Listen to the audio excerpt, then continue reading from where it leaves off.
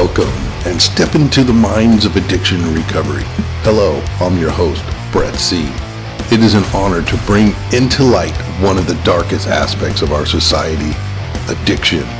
With 20 years of active addiction and 20 years of sobriety, I hope to bring together all listeners on a journey of inspiration and education. With my co-hosts Jared F. and Rich J., we will be sharing our experience, strength, and hope for all listeners to enjoy and have fun with. Now, F3 Recovery brings you the Super Sober Podcast. Welcome to the 19th episode of the Super Sober Podcast, brought to you by F3 Recovery. We are your guides to everything sobriety or clean in NA or AA. We just want to let you know that we are here for you. If you have any questions, comments, or concerns, just reach out to us. The first 10 episodes go over all the basis foundation, 1 through 10 of recovery. We cover the steps. And on one of those podcasts was James here on podcast 9. Just want to let you know I'm your host, Brett C. My sobriety date is 4/21/03. And I'm an RN with a BSN. I've been helping people suss out this crazy convoluted disease addiction. Been working in treatment for coming up on 10 years. Been a nurse working in hospitals, helping people for over 18 years now. And we're going to go over to our right and introduce James. Hey everybody, my name is James Lester, sobriety of April 9th, 2017. I am an intake coordinator and also a Reiki master / teacher at Sage Holistic Health and Wellness Center located in Tustin. So if you're looking for some therapy to support you on the journey, hit us up. I believe Brett's going to supply the details on how to reach out to us, and Reiki, which I think we'll cover a little bit later. Yeah, heck yeah, we will. Go ahead and introduce yourself, Mr. Dion. I'm Dion S. My sobriety date is 9/4/2021. I am currently a healthcare technician at South Coast Behavioral Health, located in Newport. So yeah. And also wanted to give a quick shout out here to Dion. We've been working on getting him in here as a co-host, and some other things fell through, but Dion just took Student of the Year here. Just wanted to give a quick shout out here. Yeah, there you go. Student of the Year. It was quite the scenario. He went back and got his high school diploma, as you can see right here. All that. And our other friend, Ashley, also too, got Student of the Year before at the high school, getting the diploma. And then Dion just went through a whole just awesome scenario. You just want to give us a couple minutes of what you just went through? Yeah. Like Brett just stated, I just recently got my high school diploma. And, I got to attend this conference. They sent a limo to pick me up. Yeah. Had a 3-day stay at this beautiful hotel. It's been a wonderful experience, just a really wild ride. I'm so grateful to be where I am today. Yeah, and they gave you a grant and the new laptop and the scholarship was amazing as well. So Dion's I can't just been killing it. Can't forget that. Might be on a float pretty soon. We don't know. You should be super proud of yourself, friend. A lot of people are afraid to go back and do that vital step. So I'm super proud of you. Thank you so much. It's been a journey, but it's so surreal because like I remember when I was 16, when I first dropped out of high school. Like I thought about like, when am I ever going to make this happen? You know what I mean? And so that moment, like I was walking and that was on my brain. Like it pops up in my head all the time. And, I get really emotional about it, because I've tried so many years and it just was never successful with it. So it's like to be here is like, oh, wow, everything's aligning. So now you got to deliver, so that's still a struggle. But, I'm just taking it one step at a time right now. Right. And just let you know, audience, he did not pause. He enrolled right into Cypress, going into the psych tech program. And his dream is to become an RN. Yes, like me. Nice. And then we've had a lot of different nurses and stuff on the Super Sober Podcast. If you haven't checked them out, especially with episode 11 with Anthony Brown, Anthony B. And then Rich also now just one of the other co-hosts is now an RN working in the ER at a hospital. And then it is possible, guys. So thanks for being a co-host on here and sharing a little bit of that awesomeness.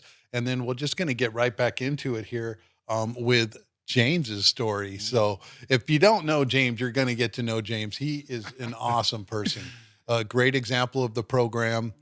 Really represents. I had met James through Ashley when we were doing the spiritual book study Mm-hmm. over there at Cooper Fellowship. Mm-hmm. And that was the Wayne Dyer book. Which one was that called again? The Power of Yeah, The Intention. Power of Highly Intention. recommend. Yeah, Yes. that was an amazing book. And what really was awesome, when I came in a book late, was The Untethered Soul. Yes. So that one just like blew my mind. If you guys are looking to fry it out and really dive deep into who we are and everything, both of those books are amazing. So those two mentors right there, Michael Singer and also Wayne Dyer, and so many of the other ones. It was amazing. We went through the whole book together. Yeah. And then James moved out of that fellowship place, used it for what it was, and then now living over here in Long Beach. So without further ado, we'll let a little bit of preluding into that, and we'll let James just take it off, how it was, what it was like, and then where we are now. And then we'll go over some other questions too we want to cover. Okay, well, I just love the ego stroke of Yeah. that introduction. So Yeah, awesome. anytime you want me to come back, just let me know. That's right. Thank you for having me. Yeah, those were great books because the objective is the pursuit of God, right? So it was Mhm. awesome to go through those books with both of you and really learn more and dig more. My sobriety, like I said, is April 9th, 2017, which is insane to me still. I mean, it's little baby years, in the long scheme of things, but that's insane to me because coming into detox, I'd hear people having 6 months and I'd be like, that is fucking bonkers. Like Yeah. 6 months without a drink or a hit or a line, like that was bonkers to me. I did grow up in this disease and alcoholic household Mhm. where meth was prevalent, and I'm Dion. We know each other's stories, so we both relate on that. Growing up and just seeing the insanity of it all, and I just never thought that it would take over my life. I had a very very strong vow from a young age, like I'm never Mhm. gonna drink, I'm never gonna do drugs, like a lot of us alcoholics do, and that was like a solemn oath for myself. And I'm very tentative on speaking about my parents now, and it's not because I'm afraid to share things. I've just really learned in sobriety that my parents really did the best they could Mm. before I would really Yeah, ramp. we all get to that. I would really ramp into how horrible they were and just really throw them under the bus, and that's Mhm. not my vibration these days because I No. now understand from my own recovery they did the best they could. Right. But we'll just say it wasn't a great household or upbringing for children. And again, a Right. lot of us experience that. It's not why I'm an alcoholic, but it is part of my story. I did get away from my parents in my teens. I was raised by my grandmother, who is like still the light of my life. And I still swore I just was never going to do drugs. I used to draw like X's on my hand and call myself straight edge. And I had no fucking idea what that meant. I just knew I didn't want my parents. And at 15, I started my descent into alcoholism. And I do want to like share this because this is very important to me now in recovery. Like, I'm actually very thankful for drugs and alcohol. I think that when we get like to the place where we're always like, talking about how horrible drugs and Mhm. alcohol are, like we're not like characterizing the full experience of being an alcoholic, because it did save my life for a few years where I was very suicidal. I felt very uncomfortable in my own skin. I had a lot of trauma that I wasn't ready to work through. So drugs and alcohol really did save my life for a few years. But that invisible line came and I crossed it in Mhm. probably my early 20s, and I just was that tornado and I just really tore through people's lives. I became the exact thing that I grew up resenting and hating, and I could not see it because I was so deep in it. And I was always a very hard worker. I had so many job opportunities that I blew in my early 20s and 30s, and I just went to that descent. And honestly, So who was the first person that you did drugs with? oh Or God, alcohol so at you want to get 15? into this story, huh? Yeah, a So little bit it's of it. Yeah, we want to get a little bit into the background with this. Of So it course. was funny. I was at a house party, and it Mhm. was everyone that I hung out with. I hung out with all the goth and punk kids because I was the gay kid in Orange County school, and like they Uh-huh. accepted me and they Okay. protected me, and I made them all laugh. And I was at a house party, and I What a was matter having of a time. threesome with a man and a woman at the same time. It was like my first threesome, and it just was so awkward. And I was really in my head about it. I think we're going to talk about sex later, so this goes back to it. And after that threesome, someone offered me a hit from a joint. Mm. Or actually, they offered me a cigarette at first, and I took a hit from that cigarette, and my alcoholic mind woke up. And my alcoholic mind's like, "Oh, this isn't Got a so little bad." It was a buzz off fucking that cigarette, nicotine. right? I was like, "Oh, this isn't so bad. You're not going to be like your parents." And then I smoked a joint, Uh, and then I had my first drink. And honestly, like, people have different experiences. People say like it wasn't this big awe-inducing experience. For me, it was. It was like, Mhm. this feels like something. Like the ceremony of it all, passing that bottle around, Yep. being part of a community. And that night I did my first line. I did my first hit of acid. Like I dove All in the same night. all in the same Let's night. go. Yeah. And that's how it pretty much was for the next 20 years. Like, for me, like Wow. 0 to acid in the first night. I love it. It always starts with alcohol. It always starts with alcohol. Yep, But the me too. minute I take my first drink, whatever you got, I'm trying. So be Yep. it Coke, meth, I love hallucinogenics, Mhm. whatever you had, I was doing. You got rocketed the first night at Into 15, yeah. some kind of dimension. I won't say which dimension it is, Yeah. but there was no stopping me. And I kind of want to fast forward so we have plenty of time to talk about other things. But I remember in my 30s just realizing I was an alcoholic and I had accepted it. I remember I was riding the bus this one time. I had made a fool of myself. I had really hurt some people the night before. I was like still hungover. I remember looking at the window. I was like, I'm an alcoholic. I'm going to die an alcoholic. I'm going to die an The alcoholic acceptance death. area of Yeah. it. And I was like, that's just how it's going to be, and I need to get drunk as much as possible because that's how things are going to go down. That's honestly how I felt about it. We need to anesthetize that thought.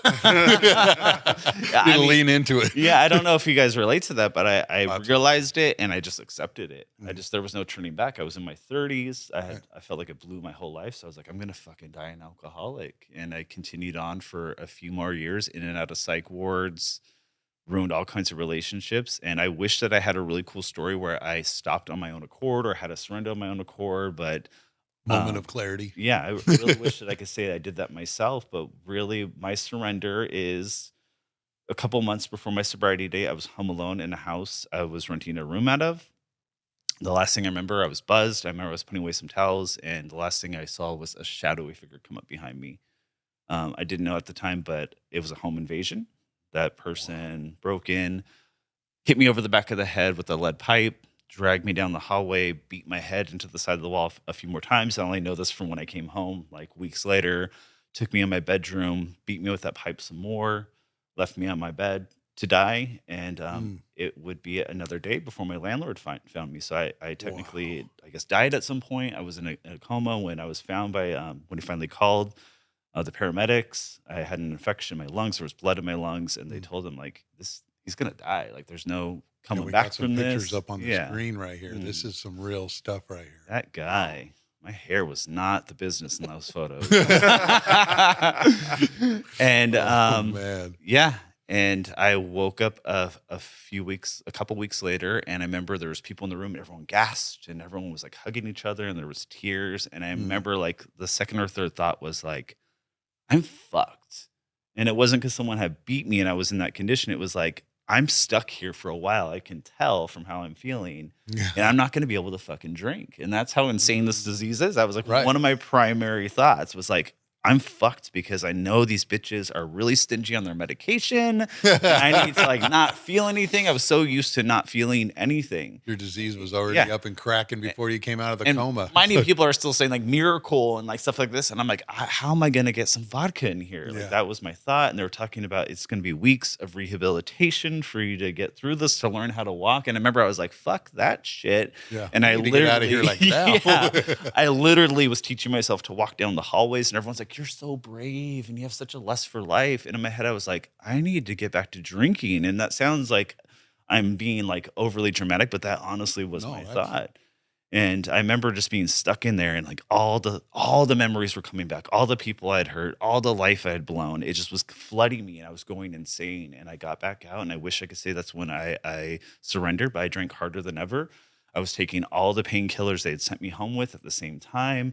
I was going in and out of it. I remember I would go to like pass out in pajamas and wake up in my work uniform. I had like did a whole shift at work and was not even cohesive for it.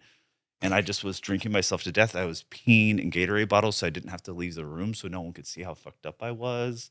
I was drinking so fast that I would vomit because it was so fast. And, this is a little gross, but I have to tell it 'cause I think other people need to hear it. I'd vomit in Gatorade bottles, and my head would be like, the liquor store is not open for another 6 hours, and you're out of vodka. So I would drink that vomit. Oh. Yeah. Wow. And that's something that I really did. I thought I would never share with anyone, but it's important to really depict this disease in all of its hideous glory. And I remember I woke up this one day, and my landlord was sitting at the edge of my bed, and he was teary-eyed, and he was a very stoic man. And I was trying to play it off. And he's like, fucking look at you. Fucking look at you. Like, you came back from the dead. You should not be here. And this is how you're going to fucking die. Yeah. And I think it's the funniest thing now, but he was dead serious. He goes, I need you to move out in 30 days. I cannot have you fucking dying in my house and haunting my fucking house. And he was dead serious about it. You're going to be one hell of a ghost, James. Right. I always threatened to be the naked ghost. Like, so I think that kind of threw him too. But I remember my alcoholism kicked in again. I was like, I'm going to get on the internet. I'll get on Craigslist. I'll find a place where they don't know anything about me. I'll start a new job where they don't know about my alcoholism. I'll try drinking wine again, but wine ended up being like a mixture from my vodka. And I just remember something in me like cracked. And I remember coming down the stairs crying hysterically. I'm not a crier.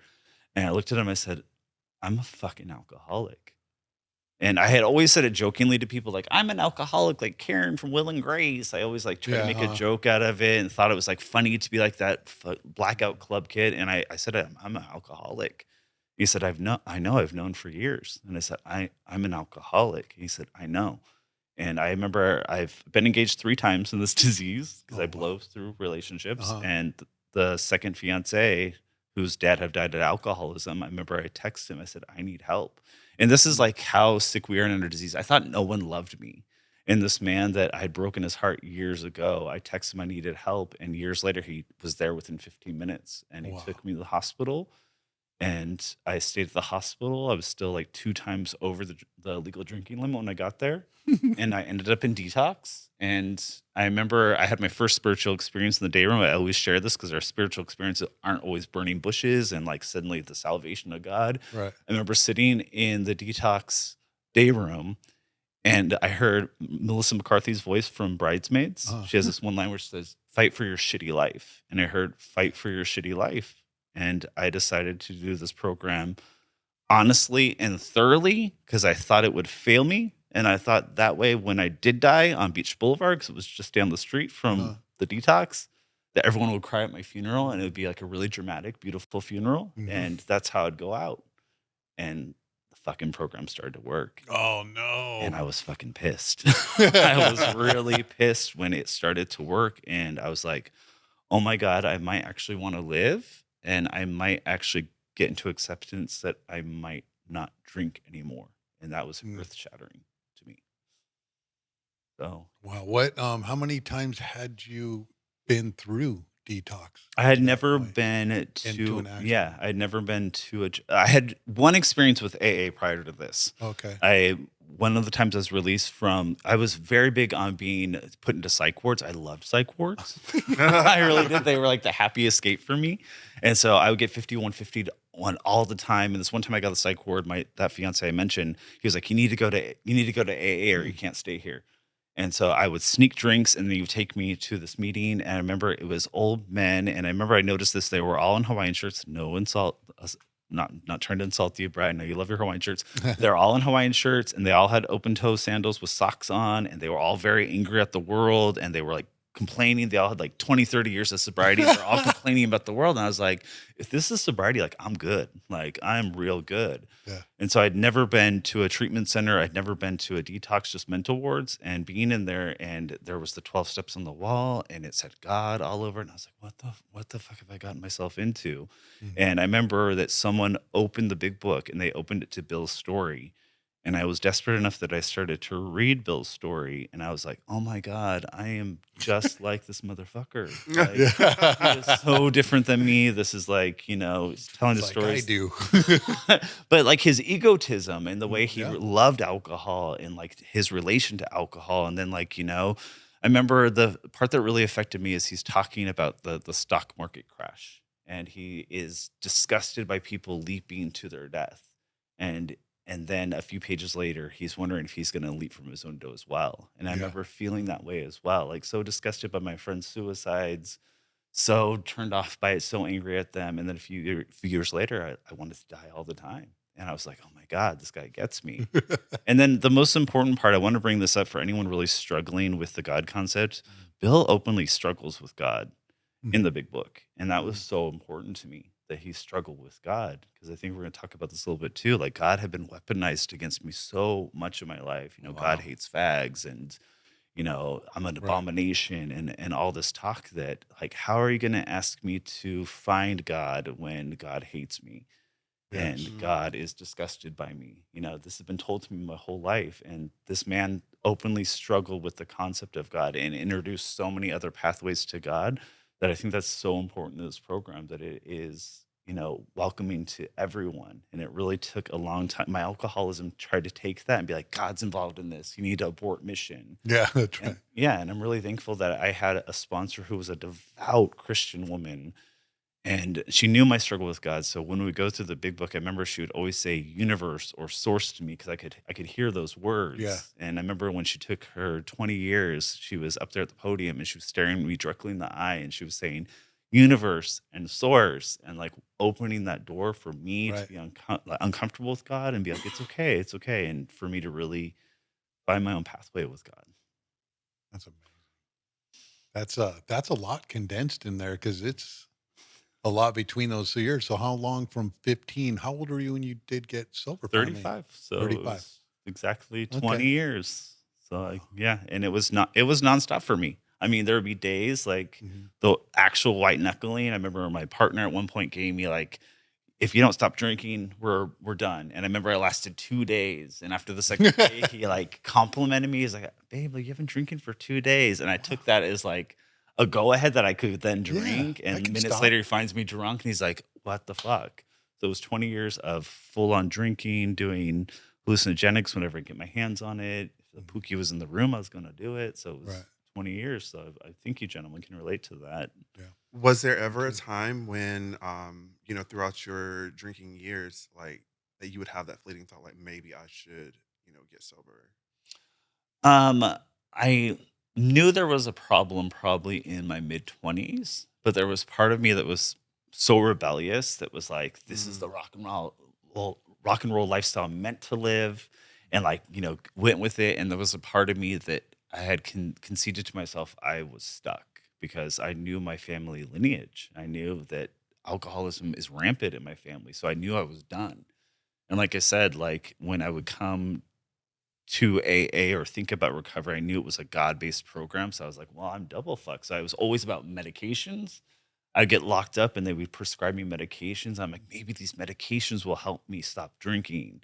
And days later, I'd be drinking with the Yes. medications. So it was always, I knew there was a problem, probably like 6, 7 years into my drinking, but I was like, I'm fucked. So let's try more drugs and see if that works. right. That's a good question. I got a question for you also, Dion. Did you feel a lot of the same way before you got into the program about the barrier with God? Oh, absolutely. I don't think that my issue was for me that I didn't believe in God. You know what I mean? I think like more so it was I had this fear, because I think James kind of touched on this where I thought, I had been told my entire life that my me simply existing was wrong. That oh you're going to go to hell, you're an abomination, and all those things. So it kind of like left this sour taste in my mouth. And as much as I could tell people all the time that I was a spiritual person, in my active addiction and so forth. My life didn't reflect that, nor did my actions. And I think that, getting into recovery, it really taught me how to have a relationship with a higher power, because that was just something foreign to me. I would have the prayers whenever life would get kind of lifey for me. And I'd be like, oh my God, if you get me out of this, I'll never do this again. I promise. But to say that I had a genuine relationship, like, no, I think it took me multiple tries of getting sober before I think that like a true like relationship started to form for me. Yeah. So Yeah, I love how the process of the program can bridge the gap for me or anybody. hmm I mean, the stories of how the connection goes through, or it just seems like always our higher power gives us a guide of the right person that just knows how to get us through the door. Like with your sponsor in that way. So a Christian woman, how would you ever think that she would be your Eskimo, your sponsor? And I remember you sharing on podcast 9 about that, about this woman. So let's hear a little bit about her also in your journey to getting sober and staying sober, a little bit of that before we go into some questions. Well, I'm gonna call her M just because Uh-huh. I do wanna respect other people's, anonymity. Yeah, Of sure. course, I'm willing to blow my own anonymity if it means helping someone else. That's my own personal choice. But Right. Hmm. I do want to say this because we were talking about last night at a meeting I was at. They were talking about home groups, and when I shared, I had such a hard time when I first was getting sober, and I don't want to insult anyone, but like the ideology that would be thrown around in meetings was such a fucking turnoff for me. I remember going to meetings and people would say, my higher power that I choose to call Jesus Christ. And they Hmm. would always say like stuff like that. And I know that they maybe didn't have any ill will, but it just would hit that bruise every time. And I Hmm. remember I had this one experience that kept me around a little bit longer. This guy was just going off about how we needed to define God, and he was speaking specifically about a Christian God, and I just was like so grossed out about it. And I wasn't grossed out because someone was Christian, but it's just like I was struggling so hard. I remember this woman stood up and she yelled, "Enough!" And I was like, "What the fuck?" And she said, "That's enough." Yeah. So this is a program of a higher power of our own understanding. That is enough. Right. And it like shooketh me, but like in the best way. And I remember I went over to after the meeting and I Oh. thanked her. I was like, "Thank you so much. I was really struggling in this meeting." She goes, "I'm a Christian woman, but Hmm. this is not a Christian program, and Right. that has to be made clear for anyone that is struggling. So, Right. thank you for thanking me." But like that was so important to me. And I had another sponsor, and he was great and he was lovely. He just was a very sick man himself. It turns out. I mean, I have a story years later where he contacted me, and I remember I was in the back seat of a car with him, and vodka was my jam, and we are trying to get him into another facility, but he had to be drunk to go to this facility. Yes. And I Yes. had vodka and juice in between my legs, and I was just pouring him shot after shot to get him drunk so we could get him help. So he was Hmm. a really great man, but he was still sick. And I remember after I found out he had relapsed, I was in the shower, but ready to go to a meeting. I was like, "Fuck it, I can relapse too. My sponsor relapsed." Like this had the things we think in early Ooh. recovery. I can relapse too. He relapsed, so everyone's gonna understand why I relapsed. I was like coming up with the game plan in my head. Yes. The And I disease is remember, talking. yeah, I was like, I'm gonna go to this meeting and I'm gonna watch for signs for God, for this God that I still didn't believe in. And I was sitting at this meeting, and M was the Mm. speaker, and she was Amazing. talking about her abusive childhood, and she was talking about sexual abuse, and she was talking about how all these were barriers for her when she walked into this program. Mhm. And she spoke with such conviction.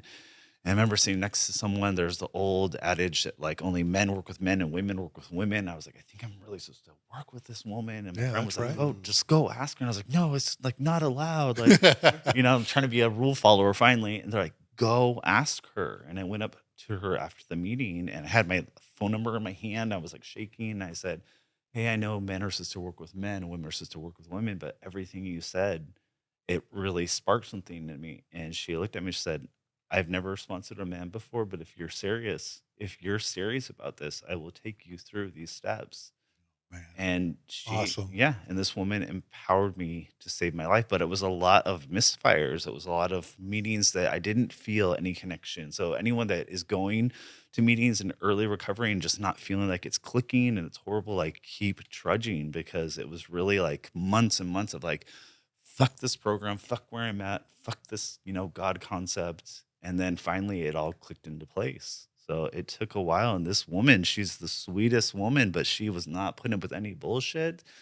And something else that I was really thankful for is she opened the door for me to talk about sex too. Because for me, like you take away one addiction, my other addiction's on fire. Yeah. So I wanted to have sex with everyone because I felt so out of place. And that's where I felt my power was having sex with people. And, my ego would get pumped from it. So like I was on fire for wanting to have sex with everything. And I was so afraid to talk to her about it. And I finally I blurted it out one day. I said, Em, I just want to have sex with everyone right now. And I'm afraid to go on this impulse. I'm afraid to talk to you about it. You're a devout Christian woman. You've been married for 20 years. Like, Yeah. how do I talk to you about this? And she said, "Oh, honey, like I remember being in a sober living and I had a guy climbing through a window and I had Yeah. my hand on the door because girls were trying to get out and he was doing me in the bathroom. So Yeah. I made that mistake. So you can talk to me about it." And it was the freedom Oh, Mm. to go through that. liberated. Yeah. Yeah. I And made that's same mistakes like that. yeah. So I think that having that honest connection with someone to not be afraid to say the things that are going on is so important for it to heal in this program. Yes. Thank you for Mm. just getting that out there. We're Mhm. going to get into more of that. But before we do that, we're going to go to our commercial break for our sponsor, and that's His House New Creation. That's a treatment centers here in Southern California for those that are out of state. Mm. And that's Glenn Swanson. He's the owner of it, and he's on podcast number 12. And if anybody needs help with getting into a treatment center or anything, we're on the resources page, and it's also on the f3recovery.org. And a number that you can call is 877-868-5730. And that number again is 877-868-5730. And we'll be right back with James and Dion and everything on podcast number 19 here as we go to the commercial. Welcome to the place where it all began, the 9th Street House. Our maiden journey into hope and recovery for His House New Creation treatment centers since 1994. Right next door, the 9th Street apartment building stands as a testament to our commitment to providing comfortable and safe spaces for recovery. And on the other side, nestled amidst nature's best, our Palm House offers a tranquil haven to begin the path to sobriety. You'll find 12 unique His House New Creation treatment centers across Southern California. Just as recovery encompasses inner and outer transformation, our facilities mirror this philosophy. The external beauty of our homes reflect the nurturing and healing environments you'll discover within. These are just glimpses of the harmonious spaces where we support your journey to recovery. Our state-licensed and highly accredited programs echo this sentiment. We know that successful addiction treatment is more than skin deep. It requires a robust plan that heals the mind, strengthens the body, and nourishes the soul. We select the best facility to cater to your unique needs, providing focused, compassionate care that sets you firmly on the path to sobriety and hope. Welcome to His House New Creation Treatment Centers, where the journey to a healthier you begins. Your recovery begins here with us. All right, now we're back. Thanks for listening to the commercial. We're going to get right back into it with James S.'s story here. And what we were going over was his process of how he got to his higher power and how he was going to keep going in the program. So what year was it that you actually got to second sponsor M? This is still my first year. I had written my 4th step, and I knew something was wonky with my sponsor. I was like, something's wrong with this. And my spider senses were tingling. Yeah.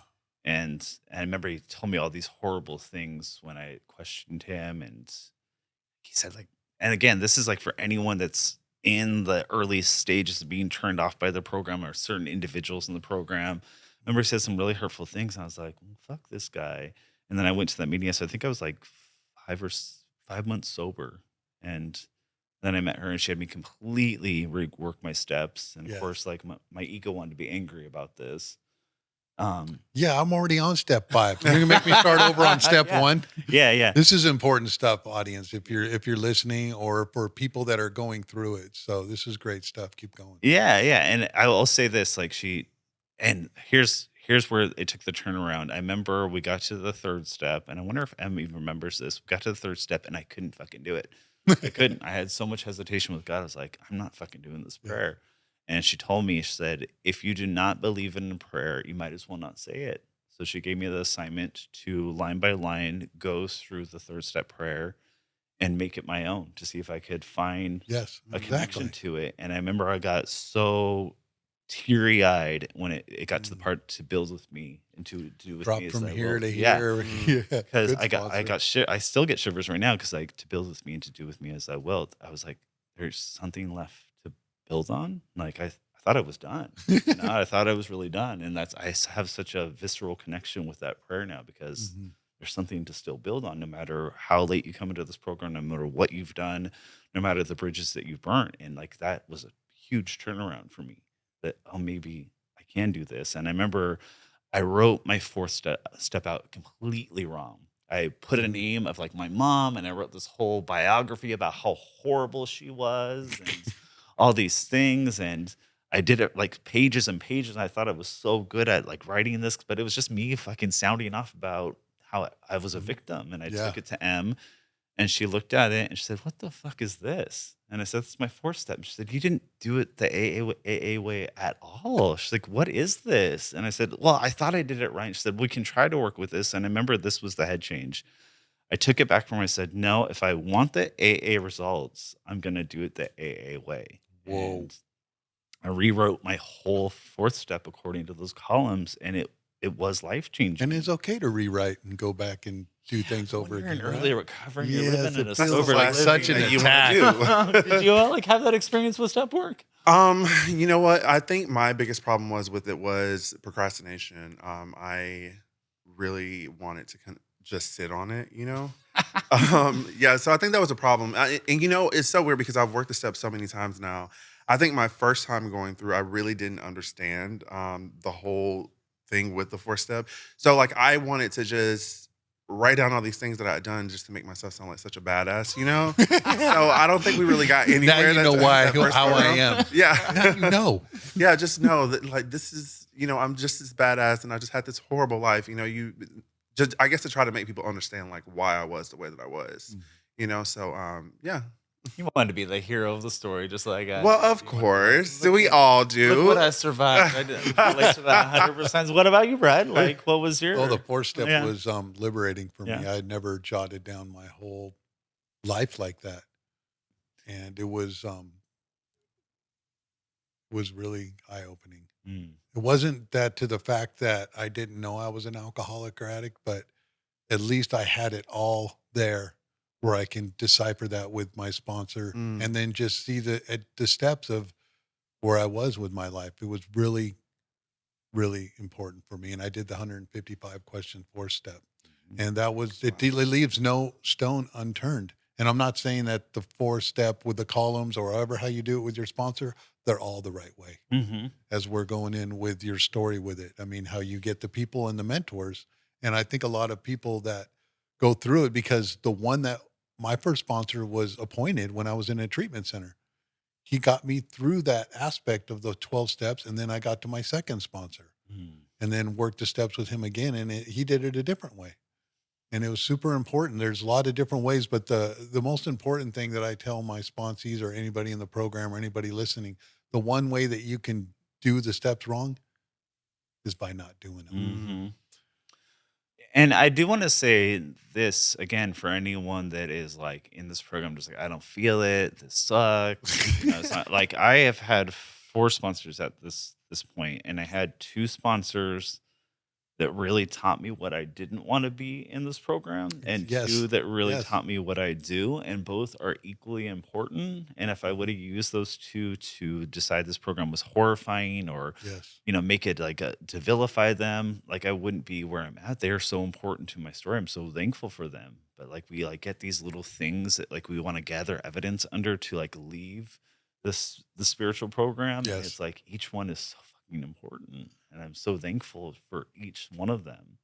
But at the time I want to be like, fuck you, fuck this program. Yep. Sorry if I'm We're cussing looking too for much. ways out. Hey, you know, this isn't going to be beeped out. or anything. Yeah. Sometimes the F word is one that really I describes apologize. where you're I'm at just trying to when be you're real. when you're getting through Solomon, I apologize. It's all good. that. Apologizes for that. So you worked your 4-step. Did you have a question? You were I gonna ask? did. I wanted to ask, so because I know for me, I think it was probably like my 3rd time going through the steps. And when I finally got to see that pattern with myself, it really was a game changer for me. So like when you first went through your 4-step and you were able to see like, oh man, I'm really not that great of a person, or at least that's how I felt. How did that feel for you? I shared this on the last episode that we did because we're talking about forgiveness, Mhm. where M really pointed out to me, talking about my parents, because of course, like I felt like that was the one no one could nail me on. Like, Yeah. I was a kid, and you probably feel this way because I know a little bit of your story. Don't want to reveal anything you don't want to talk about, but like we had rancorous childhoods, Yeah. and so like M was hitting me left and right with how like I was so full of crap. Look, I didn't cuss about so many of these relationships and all these harms that have been done to me. And then I got to my parents. I was like, you can't get me now. Yeah. And M really pointed out like, yeah, all this sucked. But all these years later, you're doing the exact same thing to other people.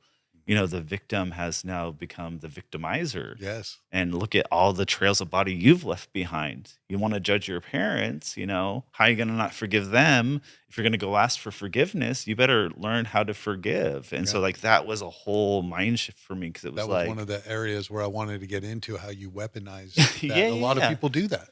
Yeah, so that was the big mind blower for me. Was like, and I always say this, like, I didn't have a personality in my disease. I just had all these character defects. I was sarcastic and I was rude and I was bitchy and I was spicy, and I thought that was like a personality. And sometimes I still see those old habits come up, like to defend myself. I'll get bitchy or sarcastic or very like cutting, and I didn't have a personality. That's all I did was cut people down and then wonder why people didn't want to be around me anymore. So that was the eye opener of the fifth step, is like, you are just a ball of character defects. You went from being a victim, because you were a victim, you were a survivor, to now a victimizer.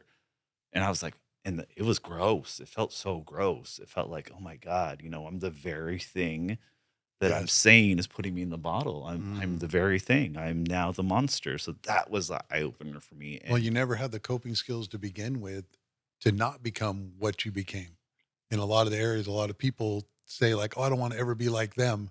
And it's like, how are you not going to be like them when you were raised by them? It's pretty heavy stuff, right? That is a really great point. And that's where we do get spoiled in this thing called life versus people that don't have alcoholism as like we have a disease where we have to face ourselves or we die. Yeah. We really have to face Really ourselves. And normal people don't have that, like that fork in the road. So I am forever thankful for that. Like, people get really upset about like their normie family or their normal parents. I'm like, dude, like they don't have this program where they have to stop and take accountability. They think everything's fine. And so that was the crossroads. Like, everything's not fine. You turned out to be a dick. Like, you have like the best intentions, but you're kind of a dick. Yeah. And you're bleeding all over other people. So that was like, it talks about the spiritual experience, and that is like the mind shift where our thoughts start to shift over. That was the shift, but it was the amends that like broke everything apart, because I talked about this on the last podcast. Yeah, like, we have to share on this one too. The My- story where you it was brutal. It was brutal, one after another. There was a couple that are like really sweet and like that, scene you see in a movie where it was like, I love you and you're forgiven. I was like, oh, but most of them were brutal. Like, I thought you were already dead, dude. Yeah. Like, what are you doing here? And, and my M made it very clear, like, you're not going to go in there and apologize. And again, there's different pathways. You're not going to go in there and say, I'm sorry for this, this, and this. You're going to go in there and you're going to say, my behavior was wrong. I'm trying to learn from it. I'm here to make up for it in any kind of way I can.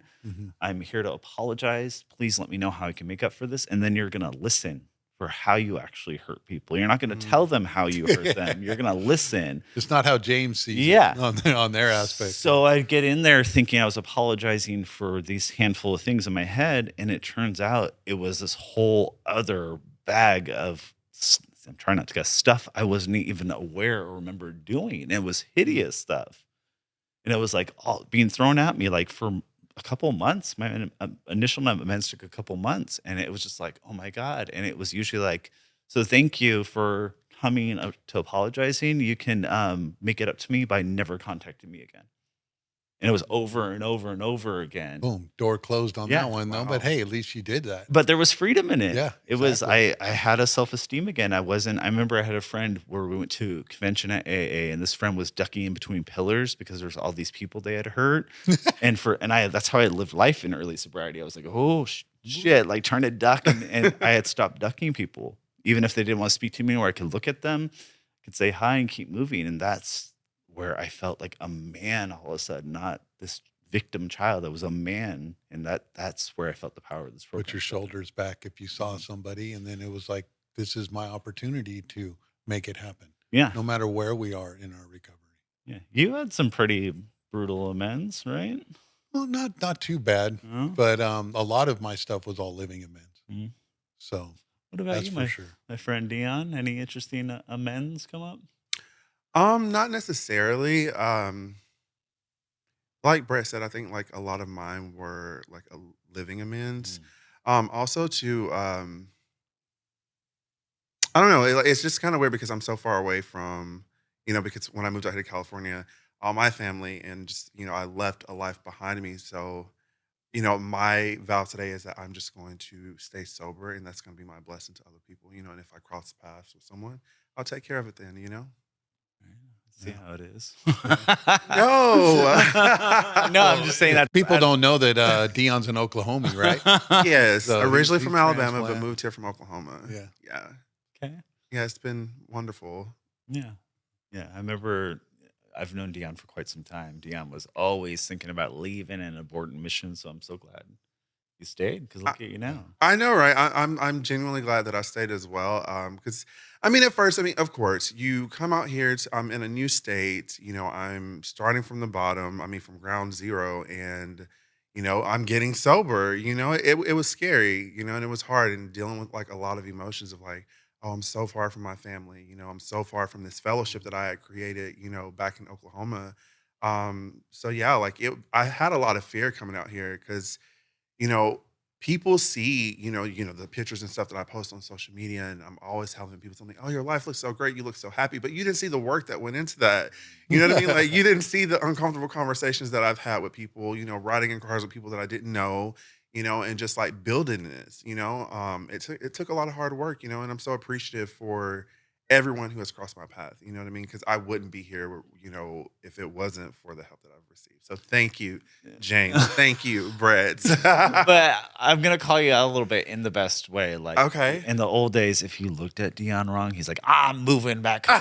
Oh my God, no. No, like that's a compliment to the work he done because he used to be like, "I'm out of here," and get like a text like, "I'm thinking about moving home," and now like you're able to float with life. Yeah.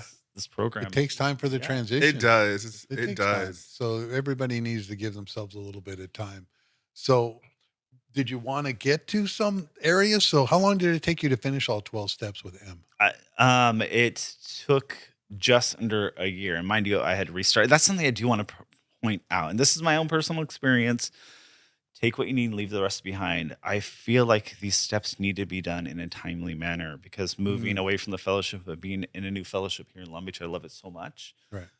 But there's people talking about taking their 2 years and they're like, Yes. "Oh, I'm now working step 5," and I'm like, "How are you alive?" Like, Yeah. because for me, if I would have sat in that stagnation for 2 years, and I'm not trying to be dramatic, I would have gone back to drinking or blown my brains out like that.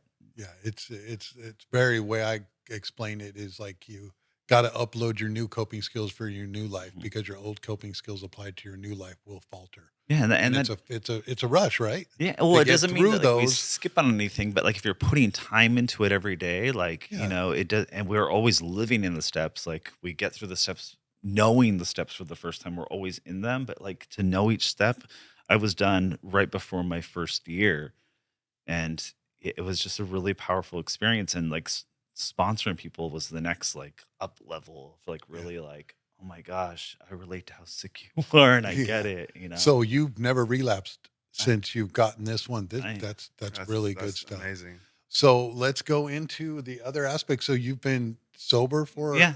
7 years now, right? Yeah, I want to say this, like, because I did think that my alcoholism was like, oh, you're gonna relapse on this journey. Like everyone's saying, like relapse is part of my story. Like, let's figure out when our relapse is gonna be. Like, how sick I am. We're gonna fit in this At relapse. least get one, right? But I've been drinking for 20 years, guys. Like Yeah. I had looked at my grandmother so many times, said I'm never gonna drink again, and then drank. So I had relapsed without being involved in the program. So I don't need to relapse. I'm not saying I'm immune from it, Right. but also like relapse doesn't have to be part of your story. Don't feel like it has to be part of your story. Each path is different. So yeah, thus far, one day at a time, no relapse. But my alcoholism was like, okay, well, let's plan it out. Maybe in August or September we'll relapse. But Yeah, always tomorrow, not today. Or sometime later. Yeah. But we'll get through it. So we wanted to go on a couple topics, and so let's talk about a little bit of sex and recovery. We got about 10 minutes to go Okay. here. Let's take about 5 minutes on that one. And Okay. this is a big stigma for people in recovery. Mhm. So a lot of people have big issues with this, and it's kind of touched on a little bit in the big book and some of it. So let's go into that a little bit about how you help some of your sponsees get through it and how M helped you get through that. I think, and that's one of the primary things I wanted to us to talk about, as we've been kind of concocting what we're going to talk about on the podcast. We have to talk about sex in recovery, because whenever you read it in the rooms, it's on page 69. Everyone giggles uncomfortably, and it's like everyone like Yeah. swishes around their seats, and like even like when you like we were part of like a really intense book study. Even like when you're reading the passages and you stop, everyone's like uncomfortable and doesn't know what to say. But we're addicts. And let's face it, most of us are sex addicts, and Yeah. most of us do have. I know this is the program of Alcoholics Anonymous, but meth is a huge part of, especially gay men's stories, and meth really, really twist what sex actually is in your head. That's what that drug is meant to do. It sends all your senses into hyperdrive. So when you're having sex, you think like, oh, this is the best sex ever because you're on a drug. And then when you're sober, like, I didn't know how to have sex. I did not. You've been having sex for the first time you were saying that. Yeah. First time, well, it wasn't your first time, but back then alluding to when you were 15. It felt like it was my fucking first. You were already doing a threesome, and then all 20 years of drug-fueled sex are there. Well, and this isn't meant to, like, it's going to sound like I'm being, but like, I was animalistic in sex, and I didn't care who I was having sex with, and I was very like, had a high bravo about it, and didn't care about anyone's feelings I feel that. Yeah, right. Yeah. And then that's because I was drunk the whole time. So I would have sex with 6 or 7 people in a day because my ego was like really loving it. And then I get sober and I can think. And I remember the first person I had sex with was really annoying. And I was only with them because I wanted companionship, because I felt so lonely. And they're really annoying. And I go to have sex with them. And the first time my mind and my heart are talking at the same time. When they'd always been drunk before. And I was like, what are you doing here? Like, ew, and I was not used to that. And I watch a lot of, especially, gay men in this program that have had meth-fueled sex the majority of their life. They go out because it's so uncomfortable, and they feel like they can't talk about it, and they can't voice it, or they can't get through that hump where sober sex is really awkward for a while. For at least everything's for me. pretty awkward for a while. You're right. Sure. Right? And so why would that be any different? Yeah. But do we talk about it? Like, not as much. Yeah. I'm thankful that now my sponsor, he's a straight married man with, kids. He's a former bro. And I can tell him anything about my sex life, and he doesn't wince or make it uncomfortable or try to make jokes about it. Cause, but back then when I was first having sex, I remember like the guy I was with, he was drinking, and there was a bottle in the room, and I was so uncomfortable that bottle looked really enticing. You know what I mean? I know how to make this a little bit better. I know how to turn off this that was going crazy. And so I think we do need to take the stigma out of talking about sex in the rooms. They always like, oh, there's another program for that, or I'm not your sex therapist. And it's like, well, it's part of our spirituality too. Therapy. Yeah. Well, we're not going to just fragment it into everything. That's what I love about AA, is you can hit on all cylinders with it. And if you look at sex inventory, it talks about outlining our future sex life. And that's what I really love about the sex inventory. It's not to beat you down and make you feel like a whore or slut, because I definitely had that fear, especially, with a Christian woman sitting across from me. But I put it all on paper, and it wasn't about like, oh my gosh. And, some of it ended up being some amends I needed to make, but most of it's like, well, what do you want your future sex life to look like? And I didn't want to have a great question. Sex in the parking lot or in the bathrooms anymore. Right. I didn't want to have gonorrhea every few months because I was completely out of control, And I wanted that connection with someone, but I thought I was so unworthy of it, that it could only be anonymous, and it could only be, pound. But like, we have to be able to talk about that, because it can be a spiritual experience having sex with someone, but we're so afraid to navigate that with another human being, that I've watched so many people go out or live like a half-lived life because they're afraid to address that issue in sobriety. Well, yeah, thanks for bringing that one up. That's a whole nother topic within itself. And so we touched on a lot of the bullet points, like weaponizing the trauma, and also wanted to get down to also your platform, what are you doing now, and a little bit of the Reiki work, and also wanted, can we show a couple of the slides of him and his grandmother after the pictures, right? That's your grandmother, and how he made amends with them, and that was a huge part of him growing up with that. And then now his future relationship with, we got a couple pictures with you and your significant other now, having conversations with that. And is he in recovery too? I'll leave his story to tell, Yep. but Okay. he is a nurse as well. Right. That's awesome. Yeah. So yeah, And then here's you with your this is coworkers my and little work everything. crew right here. I mean, this is really like I have these are all therapists. They're all amazing therapists, and I am so blessed to land in the healing field I'm in. I always thought I had to work in recovery to help people, and I Hmm. found my own pathway. So, Right. Sage Holistic Health and Wellness Center, it's just so amazing. And my job is to kind of be like, I call myself the therapy matchmaker. People call, and I just get, like the really crazy part of it is not necessarily to hear other alcoholics calling, because I know how to handle that, to hear the families of people affected by addiction and alcoholism, and to hear them just in the depths of hell because their son or their brother or their husband or their wife is drinking or using, they don't know what to do. And that's what the program's armed me with, is that compassion to understand and to lead them to the correct therapist. um, Yeah, I like that picture right there. This is a picture of James doing a PowerPoint for those listening on yeah. Spotify or whatever listening platform. We're putting a lot of pictures out there of him, then him teaching Reiki also. Let's go take a couple minutes on what Reiki is and what you do over there at Sage Wellness. Well, I want to bring it back to the program of AA real quick, because something that M really armed me with was finding my own pathway to God. And what something that's Mhm. very important for me. I'm working with a new sponsor right now, and for me, the second step is really I let them know, like, it's the old exercise of like write everything you've been told by society, your Mhm. parents, TV, that God is, and on the other side, write like what God is to you. Right. And for me, God was like used as something to bash me and make me feel disgusting and make me want to repent or make me feel less than. Mhm. And so things like Reiki, teaching Reiki, which is, a beautiful, beautiful healing modality that comes from Japan, or doing these book studies and hearing all these different pathways to God, it's so important,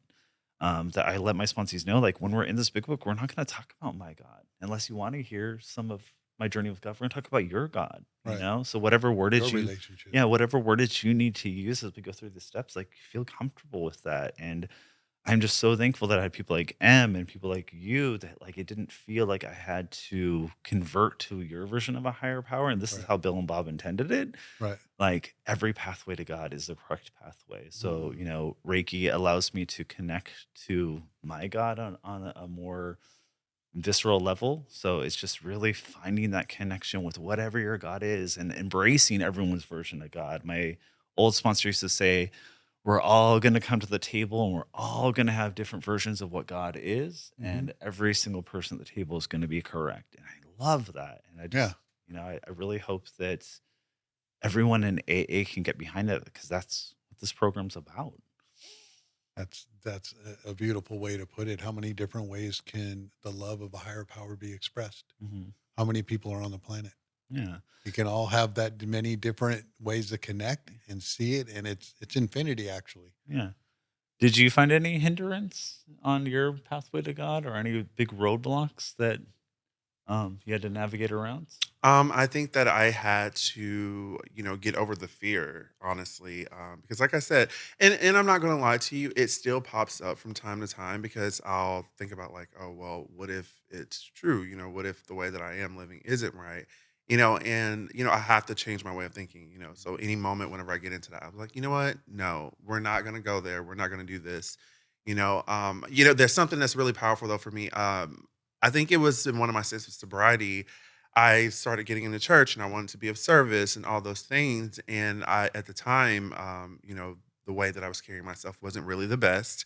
And I was, I was at this church and, I felt so out of place, so out of sorts. And I remember I was pulling up my phone to text my sponsor at the time. And when I look up, on the wall in these big black bold letters was, there's a place here for you. And it stopped me dead in my tracks, and and it gave me chills in that moment because, and it brought me back to like what the program teaches. It was like, remember what you came here for. I came here to tend to my relationship with, God, and I put my focus on that. And so, like, when I think about it from that perspective, it's like, all the other stuff, like, doesn't matter. You know what I mean? Like, I'm putting forth the effort to have this relationship and to be a better person. That's all that genuinely matters at the end of the day. But I think that we get so, hung up on what our ideas are of what we've been told, that we allow it to kind of just block us from, just this beautiful blessing, So Yeah. For sure. Well, we're out of time, guys. Thank you so much for Thank you, coming on Brett. Super Sober yeah, thank you so Podcast number much. 19 and sharing your experience, strength, and hope. It's unbelievable stories. There's going to be more. I hope you guys come Yeah. back on future episodes. Just want to do a quick call out to action here. We can be reached on f3recovery.org. You can check out the story of addiction, the detox, the deadliest disease that man's ever known on there under the show notes and some of the resources tabs. We're going to be putting Sage Holistic Wellness, right? So yeah. Yeah, Sage Wellness on there on the resources page. We need to update a whole bunch of that. Seems like everybody that comes on the podcast has a platform. Shout out to Notorious JID, Jails, Institutions, and Death, the first mascot of recovery. We can be reached. You can email us from f3recovery.org or info@supersoberpodcast.org or info@f3recovery.org. So if you have any comments, questions, or concerns, to reach out to James. I can get any information, or to Dion. Please feel free if you have any comments, questions, or concerns. We would love to hear from you guys. And thank you for joining us on another podcast, and keep on keeping on. Thank you for listening to the Super Sober Podcast. Go to our website at f3recovery.org. That's F3Recovery, all one word, .org. We're turning fight, flight, and freeze into free form and flowing through practicing the 12 steps and staying accountable to change. Don't forget to keep on keeping on.